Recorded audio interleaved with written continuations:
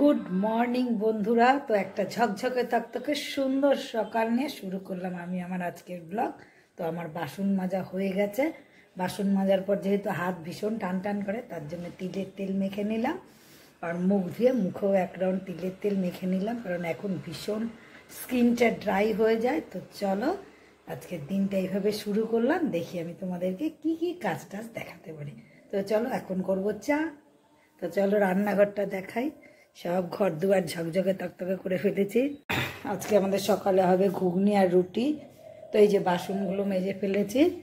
তো এই যে আমার ভাস্তা এসছে, ও চা খেয়ে পড়তে গেছে।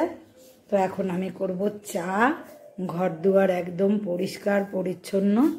হ্যাঁ, এদিকে সব হয়ে গেছে। আমার হাজব্যান্ড গেছে নিচে শেফালি ফুল কুড়াতে। আমার হাজব্যান্ড যেহেতু একাদশী করে, তার জন্য ও খাবে আজকে লাউয়ের তরকারি আর বেগুন ভাজা।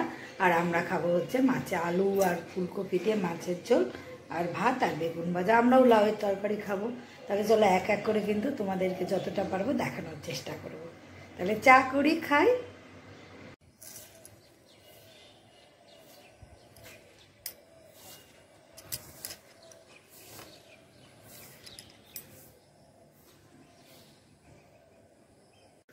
তো আমার হাজব্যান্ড সকালবেলায় এই সিঁড়িটা ঝাড়ু দিয়ে দেয় মাঝে মাঝে, আর নিচ থেকে ফুলটা কুড়িয়ে দেয়, ঠাকুরের পাটটাও ঝাড়ু দেয়, মিথ্যা কথা বলবো না।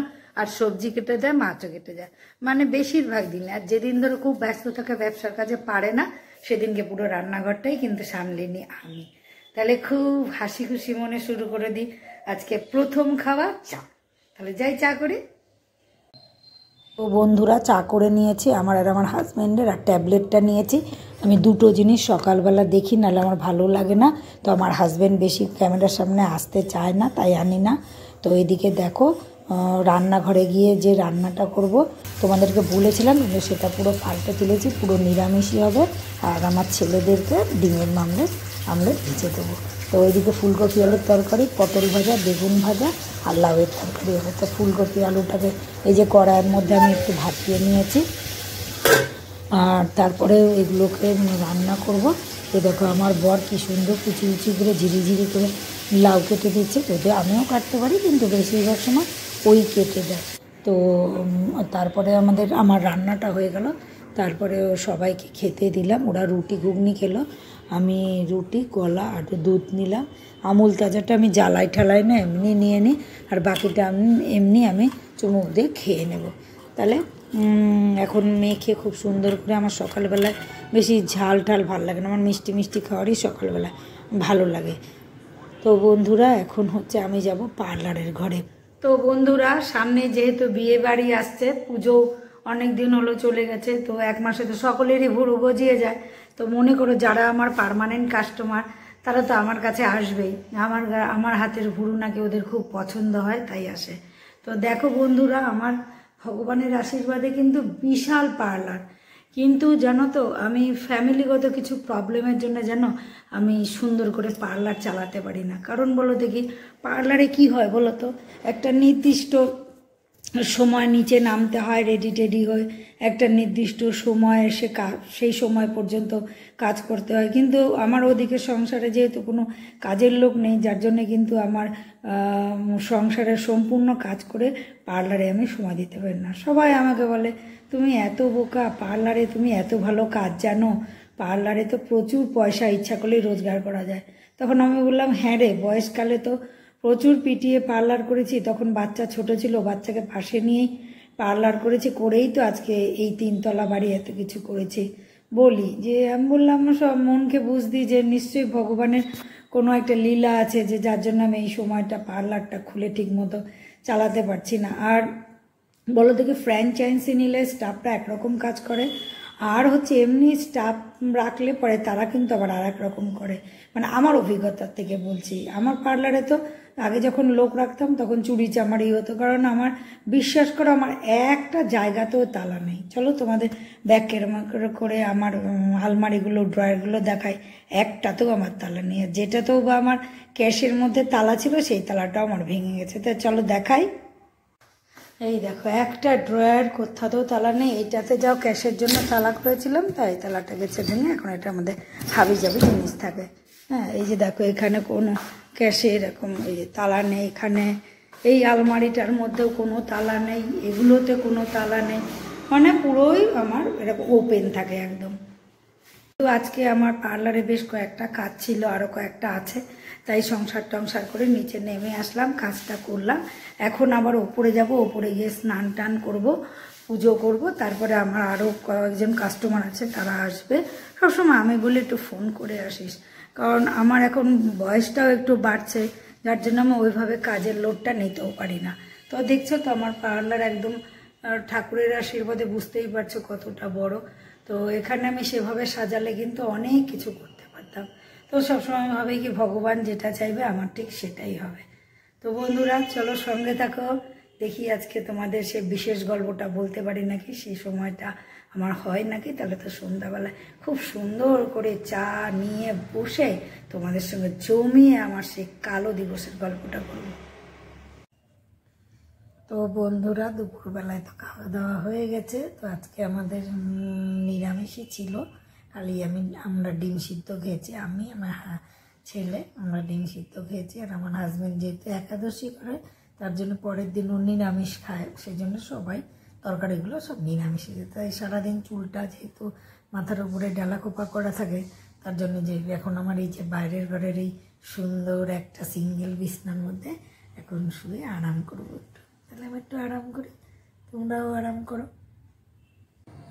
তো বন্ধুরা সন্ধ্যাবেলায় তো আমি মোটামুটি একলাই চা খাই। তো এই যে আমি নোনতা বিস্কুট নিয়ে এসেছি, এই যে 1 কাপ ভর্তি করে আমি চা নিয়ে নিয়েছি। তো দুপুরবেলা শোয়ার পরে না, ঘুম থেকে ওঠার পর থেকে জানি কীরকম শরীরটা ম্যাচ করছে, কি জানি বুঝতে পারছি না। আমার তো এরকম কোনো সময় করে না। তো মনে করো মন ঠন ভালো থাকলে না জমিয়ে গল্প আড্ডা করতে খুব ভালো লাগে, কিন্তু আজ জানি আমার শরীরটা আচমকা একটা জানি কেমন একটা যে অনুভূতি হচ্ছে আমি বলতে পারবো না। তো যাই হোক, তবুও তোমাদেরকে বলি, তোমাদের সঙ্গে তো আমার অনেক ভালো ভালো গল্প জমে আছে, সেগুলো তো আমি করবই, সেগুলো তো সব আমি বলবই। কিন্তু আজকে আর সেই সব গল্প করব না, কারণ বলো তো কি, আমাদের কুচবিহারে তো 15 তারিখ থেকে রাসমেলা শুরু হবে। কুচবিহারে তো বিশাল রাসমেলা হয়, বড় রাসমেলা। তো সেই রাসমেলায় তো বাড়িতে অনেক রিলেটিভ আসে, এমনিতেই ব্যস্ত থাকি। আর তারপরে কি বলতো, এই যে সবাই সেজেগুজে এই কয়েকদিন সন্ধ্যাবেলা করে মেলায় ঘুরবে না, তার জন্য কিন্তু আজকে আমার পার্লারে বেশ একটা চাপ ছিল। তো পার্লারেও আবার এদিকে ঘর সংসার সামলানো, এদিকে পার্লারেরও পুরো কাজ করা, আমি একা হাতেই করি। তো যাই হোক, আমার আজকে একটু মানে একটু কাজের প্রেশারটা একটু বেশি পড়েছে। যদিও আমার এখন বয়স তো বাড়ছে না, 60-এর দিকে যাচ্ছি, তো অবশ্যই আমার শারীরিক গঠনটাও সেইভাবে হবে। তবে একটা আমি জিনিস বিশ্বাস করি যে মনকে তরতাজা রাখলে কিন্তু চেহারাও অনেক দিন ধরে রাখা যায়, এটা আমি বিশ্বাস করি। আমি 99 থেকে পার্লার করি, তবে থেকে আজ অবধি আমার এই অভিজ্ঞতাটা কিন্তু হয়েছে। আমি অনেক মানুষের সঙ্গে ফেস টু ফেস আমি সামনাসামনি হই, কিন্তু তখন কিন্তু দেখি অনেকে অনেক অল্প বয়স থাকে কিন্তু চেহারা বুড়িটে হয়ে যায়, এরকম কারণ শুনি, মিলাই, এসব করি, যে ভাবি কি দেখি আমার এই চিন্তা ভাবনাগুলো কি ঠিক না বেঠিক, তার জন্য একটু জিজ্ঞাসাবাদ করি। তো যাই হোক বন্ধুরা, আজকে সন্ধ্যাবেলায় তোমাদের সঙ্গে চা খেতে খেতে গল্পটুকুনি করছি। তো সামনেই আসছে আমারও আবার লক্ষ্মী পুজোও আছে। আমি তো রাসমেলার দিনই লক্ষ্মী, গণেশ আর নারায়ণ পুজো করি, তো সেটাও করব। তো কালী পুজোর অনেক জিনিস বেঁচে যায়, সেগুলো আবার লক্ষ্মী পুজোয় লেগে যায়। খুব আগামীকাল সকালবেলা রান্না করে 11টার দিকে যাব লক্ষ্মী পুজোর বাজার করতে। হ্যাঁ, বাজার করে নিতে পরের দিন আমি একাই পুজোর জোগাড় করবো। 10টার সময় ঠাকুর মশাই আসবে আমার পুজো করতে, আমি 10টার আগেই রেডি হয়ে যাবো। সকালবেলা ভোরবেলা ঘুম থেকে উঠবো, আগের দিন একটু রেডি করে রাখবো। তো আমার আমাকে আমার কালী পুজো তো সবার আগামী দিনে তোমরা আমার পরিবারের লোক হয়ে যাবে, তো নিমন্ত্রণ তো অবশ্যই করবো। কারণ বলতে কি, একটা ভালো পরিবারের সঙ্গে একটা বন্ডিং হওয়া না কপালের দরকার। সবার না সবসময় ভালো মানুষের সঙ্গে কিন্তু বন্ধুত্বটা হয় না। অনেকের বন্ধুত্ব হয়, কিন্তু শেষ বেলায় দেখা যায় সেই প্রিয় বন্ধুই আবার পিছে মানে এরকম করে দিয়ে বেরিয়ে গেল। কিন্তু মানে ওইসব কথা না আমার ভাবলেও, বন্ধু শব্দটা আর সঙ্গে ওই ঘটনাগুলো ভাবলে না আমার খুব লজ্জা আসে, মনে এরকমও কি হয়। তো যাই হোক, রক্তের রিলেশনটাই আমি আসল বলে মনে করি না। আগাগোড়া যখন থেকে আমি বুঝতে শিখেছি তখন থেকে বুঝেছি যে না, রক্তের রিলেশন ছাড়াও বাইরেও অনেক ভালো ভালো রিলেশন তৈরি করা যায়, আর সেটাকে টিকিয়েও রাখা যায়। তো যাই হোক, অনেক গল্প করলাম। তো এখন রাত্রিবেলা রান্না তো আমার পুরো করা আছে, খালি গরম করব আর খাবো। তো এখন যাব ওই ঘরে, একটু বসবো, মেডিটেশন করবো, একটু কীর্তন টীর্তন শুনবো। আমি না মায়াপুরের কীর্তনগুলো শুনি, মনটা এত ভালো হয়ে যায় না, খুব ভালো লাগে।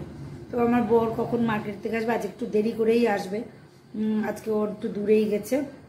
তো বন্ধুরা এখন আমি চা খাই, তো তোমরাও চা খাও, তারপরে আবার রাত্রিবেলায় আসবো গল্প নিয়ে। দেখি এইটুকুন সময়ের মধ্যে আমার কি গল্প তৈরি হয়, তাহলে সেটা নিয়ে আবার রাত্রিবেলায় একটু শোয়ার আগে গল্পটা করে শুয়ে পড়বো। তো তোমরা হয়তো অনেকেই ভাবো আমি কি বকবক বকবক করি। আমি ছোটোবেলার থেকেই না, আমি ভীষণ টকেটিভ, আমি কথা ছাড়া থাকতেই পারি না। মানে ছোট্ট একটা তোমাদের গল্প বলি, মানে মনে করো আগে তো আমি হামেশাই, ছেলে যখন কলকাতায় পড়তো তখন তো আমি হামেশাই যেতাম, যাদবপুরের 8B ওখানে থাকতো। তা আমি কি করতাম, ট্রেনে তো ধরো ছেলেকে দিতে যাচ্ছি, ট্রেনে উঠে একটু বসলাম, আমার ছেলে না আমার দিকে এরকম করে তাকাবে, বলো মা, আমি তো জানি কি। তা উঠলাম, তো পাশে তো কেউ বসে আছে, হ্যাঁ, বললাম যে কোথায় যাবে দিয়ে শুরু হয় আমার, যে কোথায় যাবে বা কোথায় যাবে, এই ব্যাস, তারপরে শুরু হয়ে গেলো এটা ওটা সেটা, বাবা বাবা। আমি তো চুপ বেশিক্ষণ থাকতে পারি না, সেটাই হচ্ছে আমার কথা। কিন্তু আমি কথা বলতে খুব ভালোবাসি, আমার ভালো লাগে। যারা মনে করো আমার মতন কথা বলতে ভালোবাসো, তাদের তো আমাকে ভালো লাগবে। আর যারা মনে করো কথা বলতে একদম ভালোবাসো না, তাদের তো কান মনে হয় ঝিমঝিম ঝিমঝিম করবে। যাই হোক, তোমাদের সবার সঙ্গে আমার একটা ভালো সম্পর্ক তৈরি হোক, আমি এটাই চাইবো। আমি যেন কাউকে কখনো কোনো রকমভাবে হার্ট করে কথা না বলি, মানে মনে দুঃখ দিয়ে। এটাই আমার কাছে সবসময় কেউ কিছু জিজ্ঞাসা করলে তাকে যেন আমি সাহায্যের 2 হাত বাড়িয়ে দিতে পারি, আমি এটাই চাই সবসময়। তো বন্ধুরা, তাহলে আমি চাটা খেয়ে নিই। আমি একটু আমার ওই ঘরে একটু অন্য লেখালেখির কাজ আছে, একটু সেগুলো একটু করে নিই, তারপর আবার রাত্রিবেলা খেয়ে দিয়ে ফিরে আসবো। ঠিক আছে, ততক্ষণের জন্য বাই বাই, কিন্তু সঙ্গে থেকো, আবার রাত 10টার সময় আসবো কিন্তু। তো বন্ধুরা, খাওয়া দাওয়া শেষ করে চলে আসলাম। আর এই যে আমার এখানে না হঠাৎ গত বছর এই জানুয়ারি মাসে দেখি কি এতটা এরকম টাকলা পড়ে গেছে। তারপরে কি করব, মনের তো ধৈর্য আমি হারাইনি। এই দেখো টাকলা পড়ে গেছে, এখন অনেক চুল গজিয়ে গেছে ভেতরে ভেতরে দিয়ে। এখন আর এরকম আগে যেমন এখানে চুল বাঁধতে গেলে একদম এটা অনেকটা চুল গজাচ্ছে, এখানে আমি ওষুধ দিচ্ছি, তো এরকম আমার হয়ে গেছিলো। এখন ওষুধ দিতে দিতে অনেকটা চুল গজিয়ে গেছে, অতটা বোঝা যায় না, তাই আজকে আর চুল বাঁধা হয়নি। ওই ওষুধটা মেসেজ করছি, মাঝে মাঝে ভুলে যাই ওষুধটা দিতে। তো যাই হোক, তোমাদেরও আশা করি খাওয়া দাওয়া হয়ে গেছে। তো বন্ধুরা, আজকে ভিডিওটা আর বেশি বড় করছি না, তো আজকের মতো ভিডিওটা আমি এখানেই শেষ করছি। তো তোমরা সকলে খুব খুব ভালো থেকো, সুখে থেকো, শান্তিতে থেকো, আর থাকবে হাসি খুশি। হাসি খুশি থাকলেই দেখবে চেহারাটা অটোমেটিক তোমাদের সকলের খুব সুন্দর থাকবে। সে যার চেহারায় যেমন হোক, কিন্তু ভেতর থেকে একটা গ্লো অবশ্যই আসবেই আসবে।